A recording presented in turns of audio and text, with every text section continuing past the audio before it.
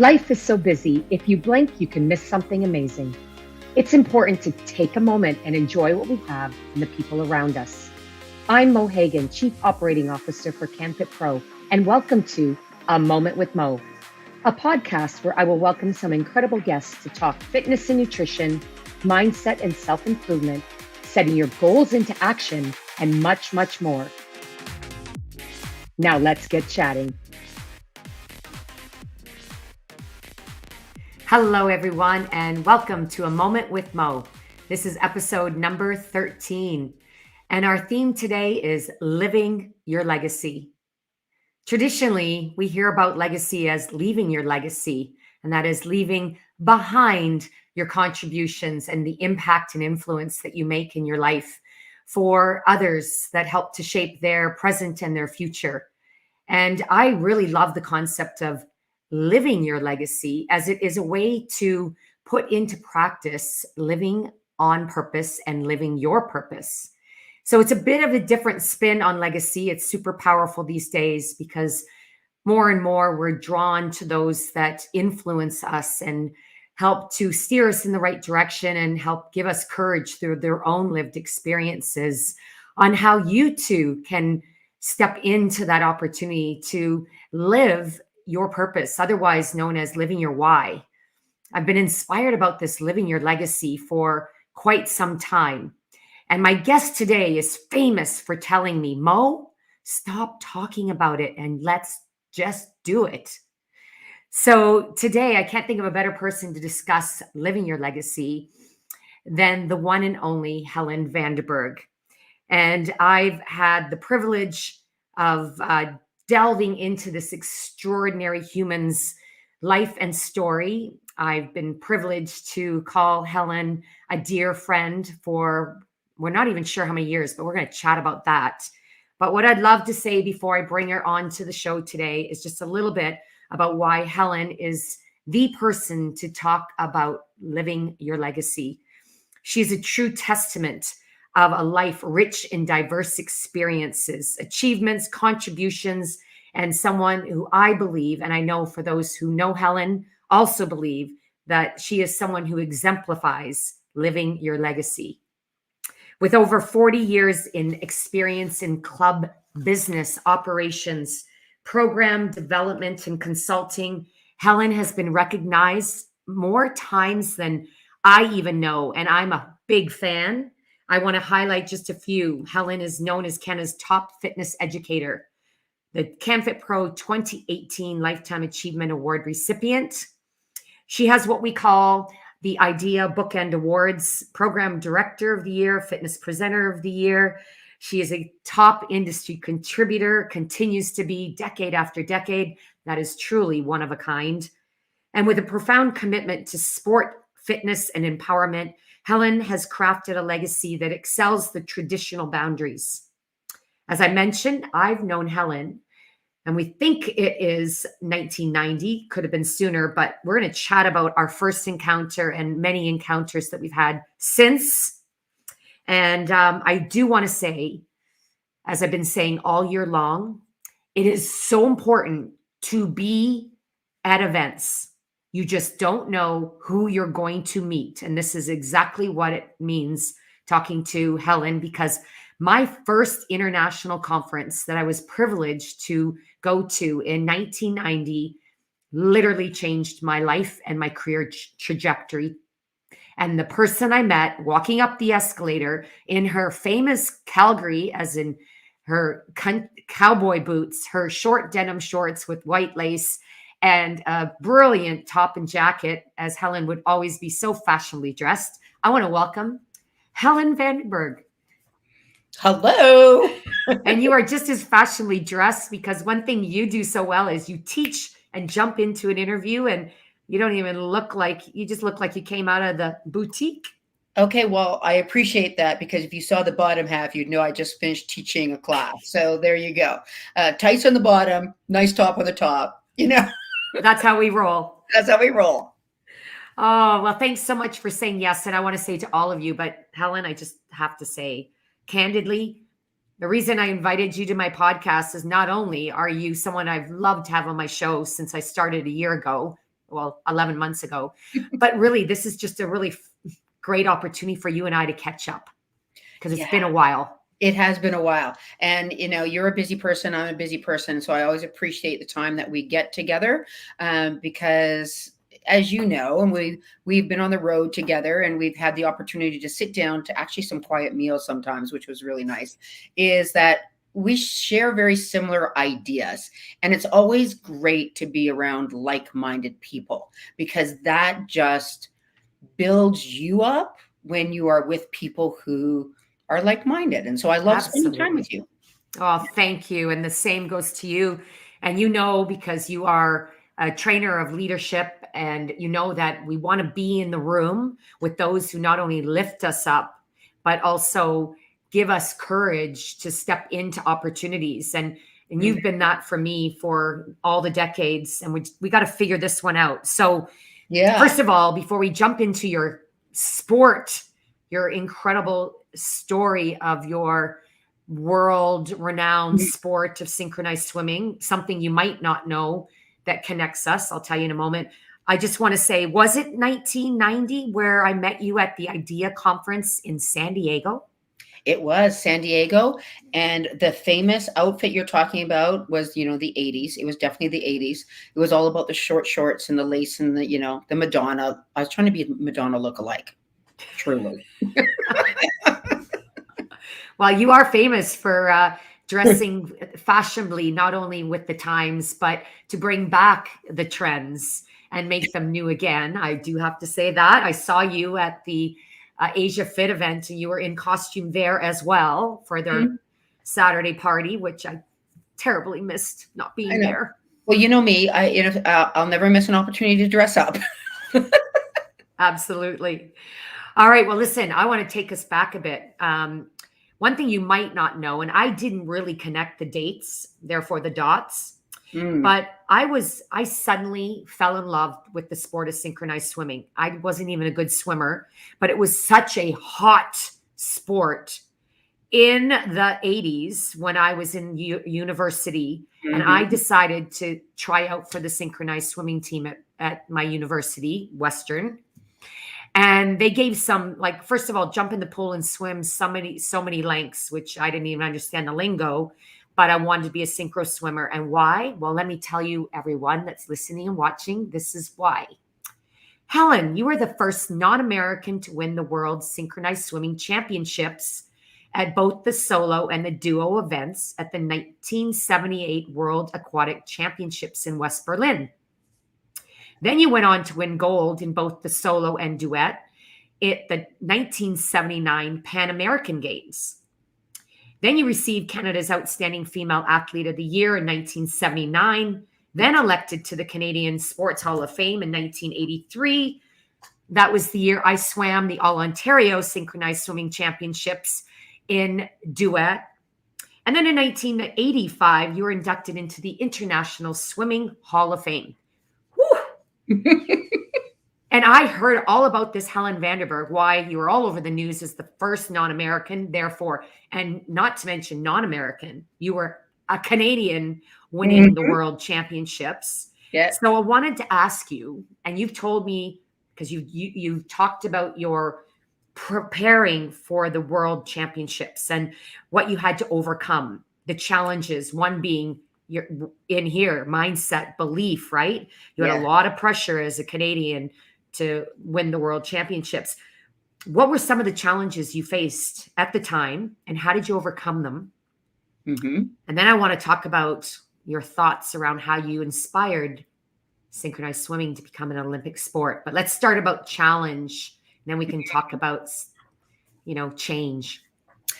Yeah, it takes me back, and actually, it's interesting as you're even having when you're asking these questions. I can bring myself right back to the place I was in the pool, the locker room, the smells, everything about the World Championships are still like very fresh in my mind, and the challenges, and as you kind of indicated, was really about the mind, the mindset. And it's probably the first time at the age of 18 that I really understood the power our minds have. And they can take us in either direction. And they can take us into a direction where we spiral downward, or they can take us into a direction where we spiral into a positive mindset. And I experienced that building up to the world championships and then at the actual world championships itself. And at the end of the day, you can train and you can practice and you can have knowledge and you can have all of this experience. But unless you can tame your mind and master how your mind behaves, that is often the failure that athletes have. And I face that. And I am just like anyone else. I have self doubt. I don't believe in myself at times. I lose confidence. And I think what's interesting about a lot of athletes is we look at them and think, well, they're super confident and they're always on their game. It's like, that's actually not true. We have the same self doubt that anyone had. Going into the world championships, I had self doubt. In fact, right prior to the world championships, I went into a little local meet in Sweden, and I did not place well in the compulsory figures competition at this meet, which spiraled my mindset into a negative place that I wasn't deserving of even considering being a world champion. Fortunately, I had great coaches who had worked with me and understood my mindset and how to get me out of that train of thought. And then I had to work my way back to going, yes, I can, and move out of this negative thought. And that took me, it was a week before World Champions where I spiraled downward. So I had prepared for years to become the first Canadian to win a gold medal. That's how I'd been positioned and had driven my training and my goals towards that. And to think a week before, I was thinking I didn't even deserve to be at this competition. So it really was digging myself out mentally, because physically I had the skills, but mentally I doubted myself. And as soon as doubt comes in, performance goes down. And my coaches saw that. They saw my performance going down. And so we had to work not in the pool, but out of the pool on what was going in my head. Now, I've shared this story with Mo before, and I've talked about this in some of my keynote addresses, but the biggest moment for me was right before the final competition of the solo event. So the solo event happened before the duet event. So I went into the duet event as a gold medalist. So I was already mentally prepared. I saw myself as a gold medalist. But before the solo event, I did not see myself as a gold medalist. I saw myself as somebody that was not deserving to even be at the World Championships. Just before I swam, I was in the locker room and I was in the toilet stall talking to myself. Self, what are you going to do? You have a choice. You can either get through the performance, and it was a 3.5-minute performance, and just get through it and get on the flight and go home and retire. Or you can go out there and do what you've been trained to do, your best performance. Whatever your best performance is, go out there and do what you've been trained to do. Well, these voices battled back and forth. Just get through it. You can do this. Yes, no, as we all have these voices in our head. And it wasn't until the announcer said, Helen, Vanderburg, Canada, and it was my turn to step on the deck, that one voice has to lead. And that's the thing I also learned that I think is super valuable, is that in the moment of being in performance, only one voice can lead. And you need to determine which voice that is. And for me, I determined the voice that was going to be the lead voice for me was the mindset of, I am going to do my very best. I'm going to go out there and give it all I've got. And it was the best 3.5 minutes of my life. I had so much fun. I didn't even know if I was going to win a gold medal or not. Wow. My heart's pounding hearing this, and I've heard your keynote. So I've heard this story. And we could stop this interview right now, because this is living your legacy right there. because you gave a powerful, very humbling, authentic example of living your legacy. And that is, you need to, work on the things that are, holding you back. Holding And you you back. need to get with good coaches. You need to have a coach to help you. We all need a coach. Doesn't Yeah. matter what sport, what role, what company, where you are in your life. We all need someone to support us, especially at times where we're struggling. Yeah. And there's that theory of, when you're doing well, reach down and help others. When you're struggling, reach up and ask for help, right? So Right. that's the example of living your legacy. And here's the proof. And I'm just going to say this. Some people might know me from my power poses, my 3 power poses Yes. that I teach. Well, every time I go into a meeting that I'm nervous about, or a presentation, or I'm backstage about to go on stage, you will catch me in the green room, in a bathroom, in a toilet stall, power posing and doing my affirmations with them. Every time I do, Helen, I think of your story in the toilet and I go, I'm not walking onto a deck at a world championship. I'm going to a bloody meeting. Like, Mo, you've got this. But you know what? It is the same thing. And It that's what, is. people always say that, what are some of the lessons you learned from sport that you carry forward? And that's one of the big things, is like, you do need to have that self-talk, and however you need to do it. If that means you need to run around for a little bit, if it means you need to, do your power pose, whatever it is that helps you to get into the frame of mind you need to get into. And I agree with you full-heartedly. We all need coaches, because when we start spiraling downwards and we start thinking that we're not good, we need somebody just to remind us. We need that person to say, you are good. Remember all of these good things that you've done or you're capable of doing, and you just need those reminders. And when you consider that, as you said, we can do that for others. Yes, absolutely. And that's what it's all about. It's helping others find their purpose, their strengths, how you can, by role modeling, show them the path forward.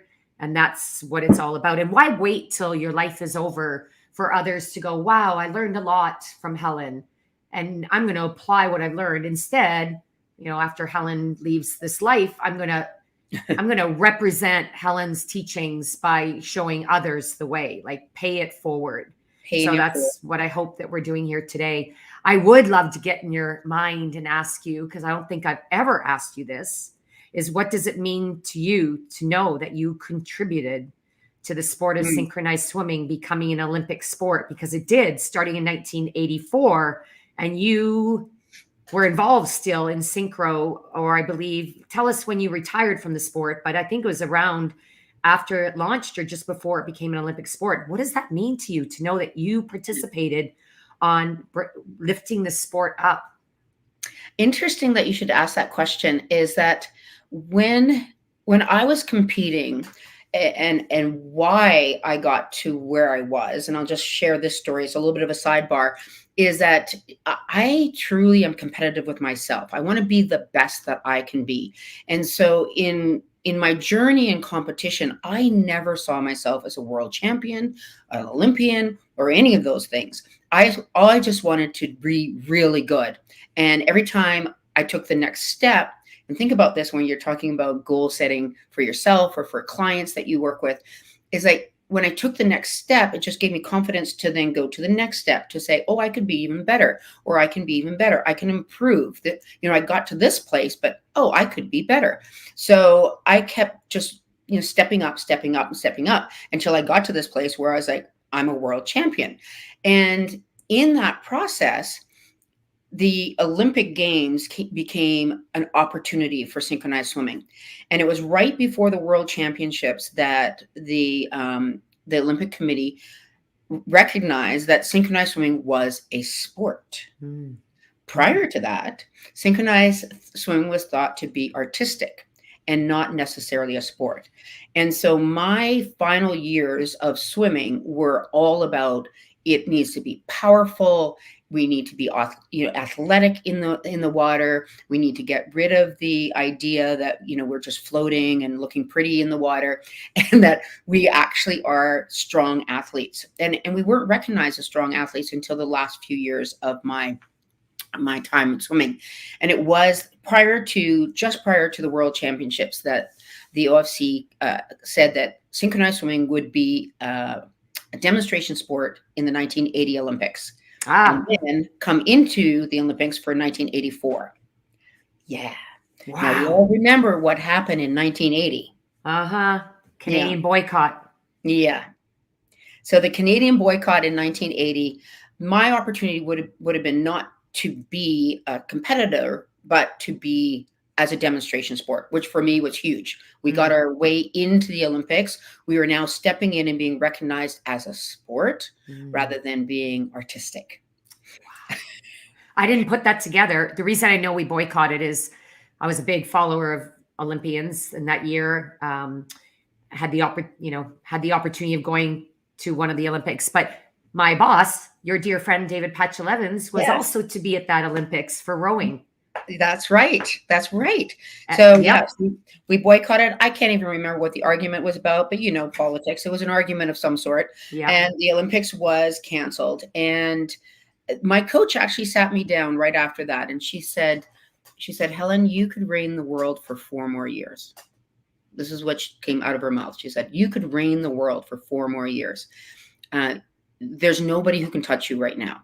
And I turned to her and said, I love you. I love the sport, but 4 more years of my life in the pool, it's time for me to move on. And that was one of the best decisions I ever made. And it wasn't an easy decision, but it was very clear to me that I had pushed myself to a place where I had excelled at that. And I was ready to now take on a new challenge. And many athletes have a difficult time making that transition or making the decision. Is like, is this the right time? And it was very clear to me that this was the right time for me. And in 1984, I went to the games. I saw our Canadian synchronized swimmers compete. They were amazing. And they came in silver at that Olympics. And the next Olympics, they won gold. So there you go. There you go. And there you go. You showed others the way, and we can be proud to say, and I'm sure you feel so proud when you look back on the legacy that you are living. You inspired so many to join the sport of synchronized swimming and go after their dreams, living again the dream you created for the world. And that is they've gotten to compete, and Canada's done so well in synchronized swimming since that day. So so many athletes that are grateful for your contribution and the achievements to make it possible, but also give them the belief that they too can be a Helen Vanderburg and be a Olympic athlete. So there you go. There you heard it here. If I can just share a little tiny story, and I'm sure this person would not mind if I mentioned her name, but Michelle Cameron did win the gold medal in the Olympics in 1988. So she won the gold medal. And I remember her, she swam when I was swimming. She was a little girl. And she shared the story with me that she would put her goggles on, go underwater, and watch me while I was doing my training. And she was just a young athlete. Maybe she was 11 or 12 at the time. But she shares that story to this day where she's like, I just got under the water and stared at you through my goggles because I thought that way I could absorb some of your talent. Well, then there you go. She became a gold medalist. Oh, God. Makes me want to cry. I know. Isn't that incredible? Oh, man. Yeah. I just soak in that one in. It's amazing, just the impact. And I love the fact that she was able to share that with you. Yeah. Yeah. Wow. She was very, very, very open about that. She said, oh, yeah, I got to tell you this story. Well, maybe that's another teachable moment, everyone, is, when someone shares a story or an experience that you help inspire in them, and they tell you that, take it in and help it fuel you to keep doing what you're doing and to keep paving the path forward for others. But what a competitor under the water. Well, I remember the day that you won the program director of the year, And I remember sitting in the audience with my friend Dottie Rao from Grand Cayman. And I said, I'm going to be on that stage one day. And I followed everything you did as a program director. You were my mentor. You didn't even know it at the time because, I kind of, what does it say? Followed everything you did without like stalking you virtually. You didn't know it, but Quietly. quietly. And I asked you lots of advice along the way. All right. So I think I'm going to sort of jump into the question around, you were inducted into the Canadian Sports Hall of Fame. What an illustrious career you've had. You're also a CanFit Pro Lifetime Achievement recipient. I remember that moment on stage. We convinced you to dress up for the anniversary and go back in trends time. So we thought, what a perfect time to give you this award without you knowing it. The question for you is, what values or principles have guided you in your journey, both in sports and in the fitness industry? This is a really, really good question, and probably not simple to answer, but there's a few things that come to mind immediately. Number one is, if I make a commitment, I follow through. And it's just part of what I value. So when people say, will you do this? If I say yes, I will do it, even if it's going to be hard to do. And maybe part of, that is because of my swimming career, that, making a commitment was part of what you learn to do at a very young age. And if you get to get up at 5 o'clock in the morning to swim, you're there. There's no excuses. And, in sport teaches you that, like, there aren't any excuses. You have to commit. If you committed to something, you follow through on it. And that's kind of a big thing for me. And it's probably one of the things I struggle with when I work in management. It's like, you said you were going to do it, you got to do it. Because that's, a very important thing to me. And I think you mentioned it earlier as well in the introduction, is that I believe you just got to step in. You're not going to be perfect. It's not going to be beautiful the first time. It's going to be messy, but I believe in stepping in. You got to step into whatever it is you're thinking of doing. And if you step in, then you can start to finesse it. And as I said, I learned that as a young athlete. It's like, I stepped into swimming. I never thought I was going to be a world champion. That's not what my intention was. I stepped in because I wanted to do this. And then as I did it, of course, it grew and it grew and it grew. That's brilliant and very powerful. Commitment is consistency, right? And it's easy the first time because it's kind of like, whoa, that was fun, or look at, but then you got to do it consistently. And that's when commitment truly is commitment. And it's hard, especially when people and things are pulling you in multiple directions. But when it is your values, it's ingrained in who you are. It does make it easier to do that hard work. Yeah. Yeah. And I think what, goes along with commitment and what you're saying too, is that perseverance. It's like, it is hard work. And I don't think anybody, doesn't matter what you're going after, it's never easy, right? There's always going to be hurdles and there's going to be objections and stumbling blocks along the way. And it's that perseverance to say, okay, that was a stumbling block, or that was a barrier, or that didn't go well. How do I work my way around that? How do I improve to go to the next step? And there's a lot of joy in that experience as well. Although in the moment, it may not be easy. Often when I'm struggling through something, and again, it's messy and I have no idea what I'm doing, I tend to do two things. I go back to sport to think, okay, this is kilometer 13, or this is kilometer whatever, if it's a half or a full. I think I take myself back to when it's hard. I know where I am in the race. I think, okay, if I can run that last kilometer in 0.2, I can do this. So I think back to sport. And then I always think about the lesson and the opportunity that is going to be there at the end. It's like the prize. It's like the finish line. It's like, I'm going to get the medal. So just keep grinding, because there's going to be something in it that is going to help me learn about me, or help me help others. And that is where then the commitment and the perseverance is yeah, it's hard, but it doesn't feel as hard in my mindset as it may be in other ways. I Yeah, don't know. yeah, Does it it make is sense? really about it is and it is everybody's different in how we get there, but it is determining how you get yourself to visualize to the place where you can finish, where you can get to the finish line, where Yeah. you can achieve whatever it is you put out in front of yourself. And I Hmm. love the word that you used, opportunity. I think that's something that, you know, kept me going in swimming. Actually, at the age of 14, I was going to retire from swimming. Retire at the Mm. age of 14. I was going to quit. I was going to quit because the pressure was too high. I had Mm. just won the junior national competition in Canada, and for solo, duet, and team, I won 3 gold medals, and they were going to move me into the seniors, and I just felt too much pressure. Like I couldn't manage the pressure at 14. And I'll never forget my coaches and my parents. They both said, sit down and write the list of your pros and cons. Like why you want to stay, why you want to leave. What's the value of staying? What's the value of leaving?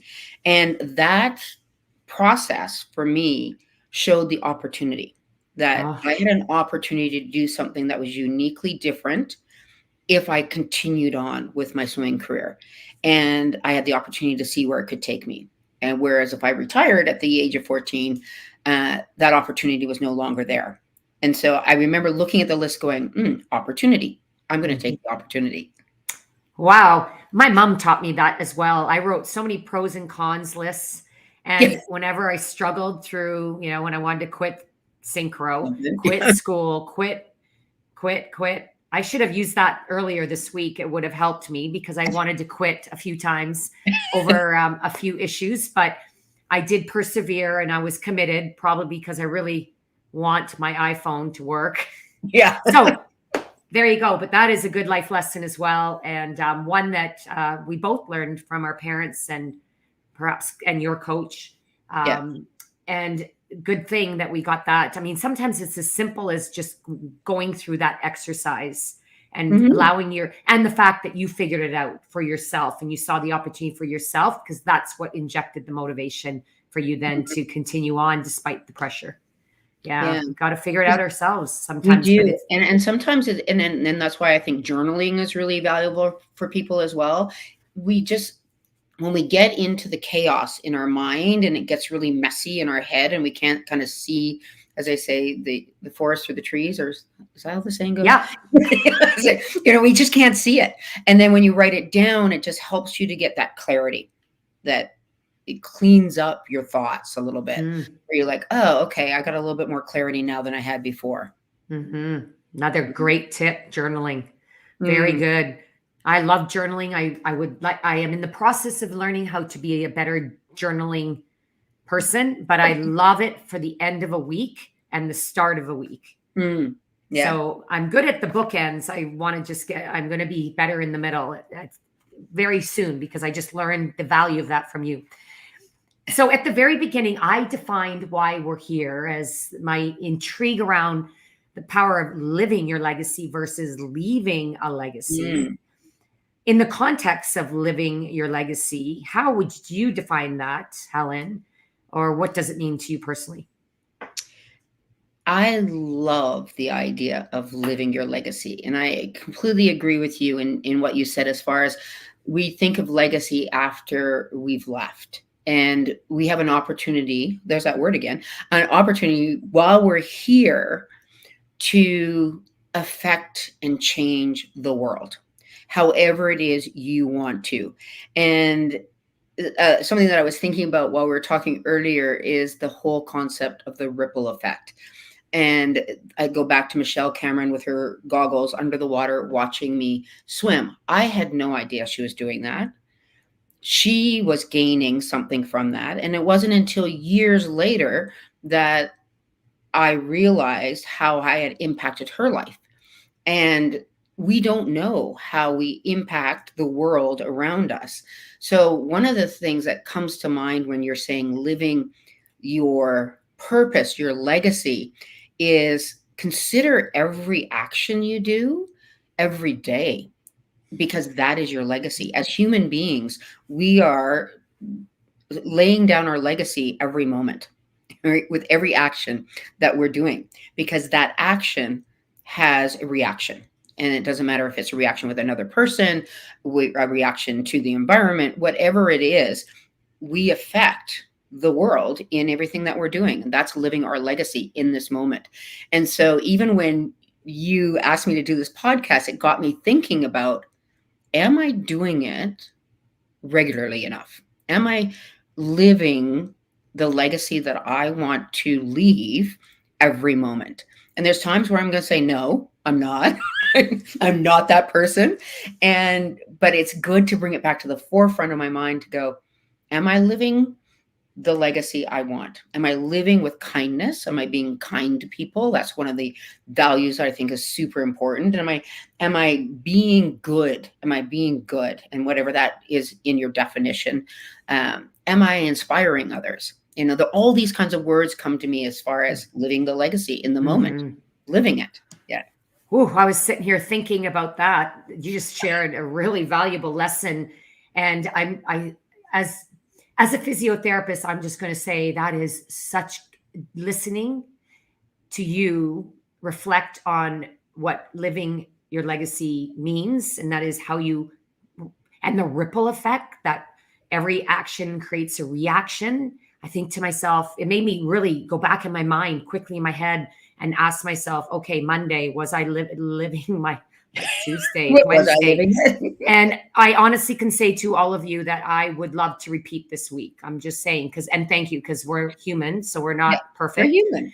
But it is wonderful to think about what legacy means to you and how you want to show up in this world, because everyone, especially those that are inspired by not what you do, but who you are, there's the key, will be following and watching and learning, putting their goggles on and following you. And so we need to ask ourselves, are we living our purpose? And are we really in our authentic, purposeful self every day? Is this how we want to be? And if we don't like the answer, then the opportunity is that we can journal, dump the not so good. Yeah. And then we can flip the switch and then live, move forward from our lesson learned. So that in itself, I love what you've just shared. And you are absolutely known in the fitness industry as someone who teaches what the ripple effect is about. You've used it many times. It's part of your brand, but it's a powerful lesson for every single person. Yeah. And it's funny because I wrote down a statement when we were talking about this, and I want to just share it. It's like something that I'm going to carry forward from this interview forward is asking myself every day, am I leaving it better than when I came? And that's not passing away came. That's like that last moment I just had, right? It was the last moment. Right. That's my past was, okay, did I leave it better or did I leave it worse? Wow. Wow. Well, one thing I know, when Helen speaks, we all take so much in and, gain so many insights. I do want to ask you another one is, you've achieved a lot of success in your personal and professional career, and you've inspired so many. I wonder if you really have taken the moment or moments to, at the end of the conference, I know we've shared wine and dinners and shopping together. And we ask, we talk about the conference experience, but do we ever stop to really reflect on who it is that we have inspired or how we have inspired? Can you share a sort of one of those most memorable moments where you felt the impact of your influence on someone else or someone's career? Well, other than the story about Michelle Cameron winning a gold medal at the Olympics, that was definitely one that stands out in my mind. Yeah. But the other stories that stand out in my mind are people that will say things to me and I don't even know their names. They are just people who have been in passing in my life, who will stop and share a moment. And even to this day, I wouldn't be able to say, oh, so-and-so from such and such a place.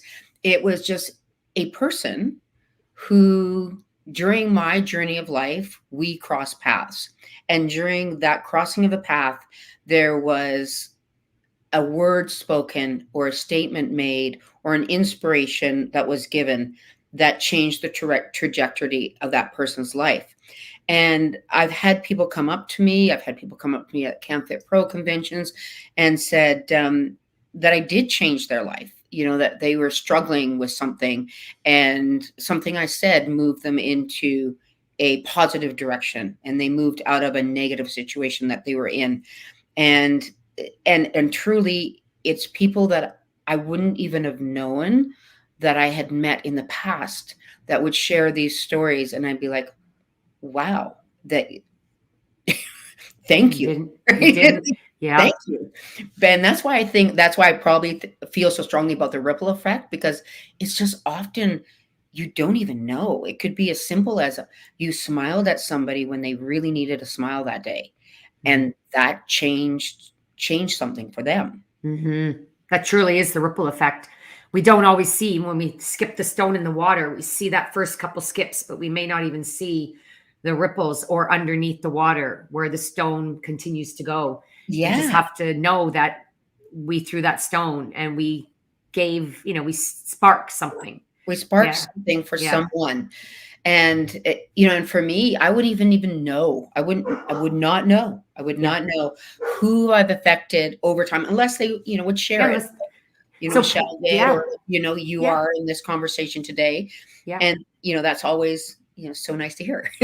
It is. I'm going to say to all of you that are viewing and listening today, you know, give that gift. Let that person know that has had that effect on you, that has impacted you in some way through whether they know it or not. Make sure they know it. Let them know. One thing I learned, two things through the pandemic. I call them silver linings, Helen. One, I made a commitment as part of my own therapy because I'm a people person. I need to be around people, and of course, we're isolated at home. I wrote a letter every single week to someone out of the blue and just said, "I'm thinking of you," and or "I'm thinking of you because da da da." I couldn't believe how many people actually called me back, wrote me back, and said, "Your letter came on a day that I just really needed a lift." And that has reinforced to me the power of going back to the old fashioned, put something in an envelope, put a stamp on it. And I absolutely love it. It's kind of like therapy. I write a letter to people, even if I could just say it in an email. And then the second silver lining was just letting people know how you impacted their day, especially if you get to do it in person. Even if Yeah. you can't do it in person, do it through virtual, but Hmm. just letting people know we need more of that in our lives today because we're all lost in the technology and the remoteness of Yes. life. Hmm. So again, that ripple effect. And hopefully by you sharing that impact, it'll inspire them to pay it forward and do the same for others, having Yeah. learned perhaps from you or because of that one little letter. Yeah. Yeah. And that's actually something that personally I want to work on more, is letting people know, the people who have influenced me. Just recently, I took my two coaches out for dinner, the two coaches that inspired me during my swimming career. And I think they were really surprised when I contacted them and said, "I just want to take you out for dinner." And they're like, "What?" I'm like, "Yeah, I just want to take you out for dinner." And I'm trying to myself be better at doing exactly what you're saying, is Mm. just reaching out to those people who have influenced your life and letting them know that, because Yeah. often we don't know it. It's so rewarding for both sides. I always Mhm. feel like my heart grows bigger when I connect with somebody. Yeah. And even if it's but I can totally relate. I took my physiotherapist and my classmates out for dinner not long ago, and it was the same thing. We reminisced and had a drink and had a quick bite, and it was like so heartfelt, and it was like just bringing the past to the present, and Yeah. and that again is the gift of just reconnecting with those who've really impacted or contributed, and they would then get a sense of knowing just how much they have impacted. We all need that. We all We need all that. need that. Everybody does need it. And Mhm. much as we can share it with the people who have impacted our lives, it's like we should start that circle of, you know, Yeah, recognition for exactly. what Circle of people have done for recognition. you. The circle of recognition. Yeah. I love it. All Yeah. right. Well, we've got it. I have I could talk to you for hours, but we're going to Yes. wrap up with a couple more. Um, we talked about you have achieved so much and been recognized with so many different awards. I'd love just to ask, though, having received the CamFit Pro Lifetime Achievement Award, what advice would you give or have for individuals seeking to make lasting impact in their respected fields? Mm. Mm, Always be a student. mm, Be the student. I think that something that I didn't even realize was something that was really important to me or who I am until the pandemic, when I really had to kind of sit down and go, okay, who am I in this big industry that we're in? What is my value? What is my strength? What is my path moving forward? Because I think we all got thrown off, whether we're in the fitness industry or any career. We all got, tipped over a little bit to go, wait, I'm not doing what I used to do. Now what? And so a big part for me was to really define who I am. It comes back to you when you were saying in the introduction, your why. Who are you? What is your why? And the first thing I identified for myself is I'm a student, and I will always remain a student. I want to be the learner. I want to continue to learn from everyone I meet and keep gathering knowledge and expertise in whatever field it's going to be. And then the second part for that is be the educator. Share then what you know. So be the student and continue to grow and learn. And that's why I think I, have been with CamFit Pro and IDEA and other organizations for as long as I have been, is because I do see myself as a student, but I also see myself as an educator. It's like I've learned these things, I've gathered this information, and I want to share it. And that's kind of the two sides of who I am and why I think I continue to grow within the industry. absolutely. Grow, reinvent yourself, help to reinvent the industry.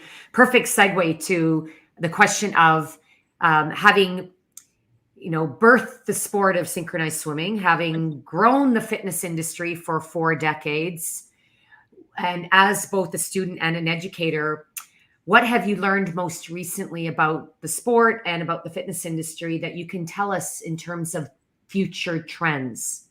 We're Ah, embarking on a new year. What do you see for the sport of synchro? And what do you see in the fitness industry?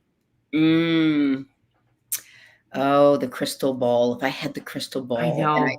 could, right, and I could tell you what was going to happen. I don't know for sure. For the core, for sport, uh, the synchronized swimming has always been a strong female sport, and so I've always been an advocate for women in sport, and I believe that women still need to stand up. They need to stand up for themselves. They need to stand up. They have to have a voice in sport. We're doing better, uh, but the future, I believe, is we have to continue to do that as women in sport, and be the strong advocate for other women in sport and bring girls up and give them the opportunity to experience what you have, Mo, and I have through sport that then will affect their entire lives.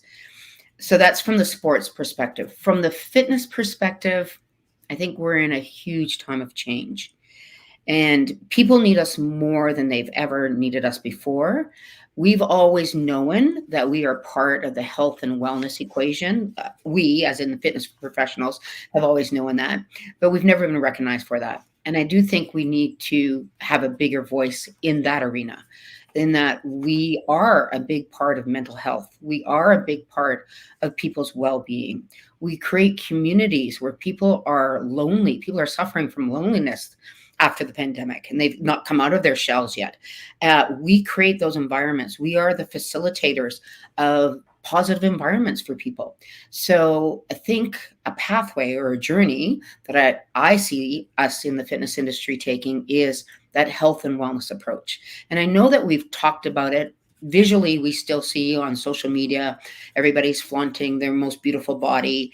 we have to get away from that. We have to come to, it's not about body beautiful. And we've been talking about it for years, but we're still seeing it. We need to move towards health, wellness, mental health. And we know that happens through fitness and activity. Mm-hmm. Very good. They're beautifully said, Miss Educator. And it is, we are embarking on a new year I mean, the world, of course, but in the Yeah. fitness industry. And there is exactly, you've shared similar thoughts to many of the owners and operators about so much change ahead, but we also need to um, have a voice and Yeah. ask for what the industry needs in terms of recognition, and Mm-hmm. also be the student. We can't just expect to receive the respect. We got to earn it. And earning it is, again, being authentic. It's not about the physical body and the marketing you put up because it attracts prospects. It's about who you truly are and how you want to represent health and well-being for your Mm-hmm. community. And that in itself takes courage because it's not necessarily the way that it has worked in the past. And I love what you shared there. And I agree with you on that one. It's not, goes back to what we talked way back at the beginning. It is not the easy path. It is the one that's going to be challenging. And it is the one that is going to be easy to say, let's fall back into our old habits, Yeah, right? Because our right. old habits were successful. But if we really want to change, we got to change. And that is where opportunity knocks. Yes. Yeah. All right. Last question. Before I ask the last question, it's a question I've asked every one of my guests this year, the Ooh. theme being that of courage. I do want to ask you, Helen, how can people connect with you or learn what you're doing these days? I know you are up to some amazing things at the Academy. Tell us more and how people can connect with you. So you can connect to me personally. I have a website, so helenvanderburg.com. You can just connect to me through my website, and the website will then lead you to any education that I have online. I do have some video education, streaming education that's online. My social media pages are probably the way to see what I'm doing in the immediate future. They're the Mhm. most current. So Instagram, I'm on Instagram, Helen Vanderburg, and on Facebook. Those are the two platforms I'm on. I'm not doing TikTok yet. I just can't handle more than two. So I'm on Facebook and Instagram. You can follow me, Helen Vanderburg, and then my company, the Academy, here in Calgary. We're a local business in Calgary, so open our doors to everybody here in Calgary. But we also do live streaming, so you can come and do a workout with me if you want. I'll do a Wow. live stream. Come and work out with me during the week. I did not even know that. Yeah, There there you you, go. you heard it here. We can work out with Helen Vanderburg. You Ah, can. I love that. What a great idea. Ooh, Yeah, I'm you gonna. can live stream in with me. I like Set my that. And schedule. ears open, everyone, because I have a feeling we're going to hear about this in the CanFit Pro fitness trends predictions of what is going to be up front for 2024. So, Helen, my closing question I've been asking everyone, and so for you, that will Mhm. be one of my last four. It will be the last for the year. Is what have you been working on, or what are you working on in this year, 2023, that has been calling on your courage? Mm. Mm. What I have been working on and calling on my courage is, as much as I am a student and educator, I'm also humble, maybe too humble, and not very good at getting the word out of what I'm doing. For example, you didn't even know I did live streaming classes.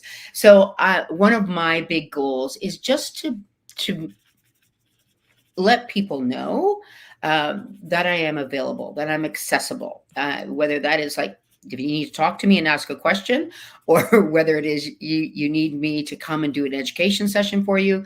That's sort of my big challenge, is that I think I've my own personal self-evaluation is I've taken a back seat and let things happen.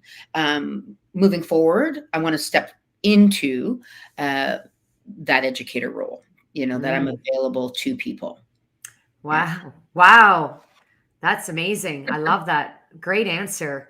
every answer is great, but I love that because again, it's so humble and it really does step you into the role that you are, but being the student of that lesson that you are educating others about. And I'm certain people will be inspired to ask the same question for themselves. So if you haven't Mhm. had that opportunity to reflect on what is calling on your courage this year, please take the opportunity to think about that, journal it, speak to somebody about it, reach out to Helen, reach out to myself. Mhm. You can follow me on my blogs on my website, mohagan.com.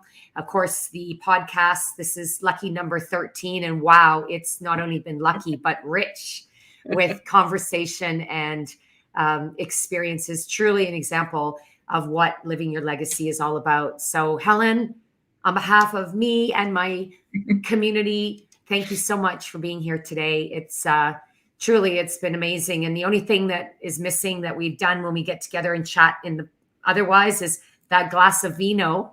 I know we don't But have a glass of wine here maybe today. next time. So for those who know, Helen and I do happy hours virtually with a glass of wine to catch up.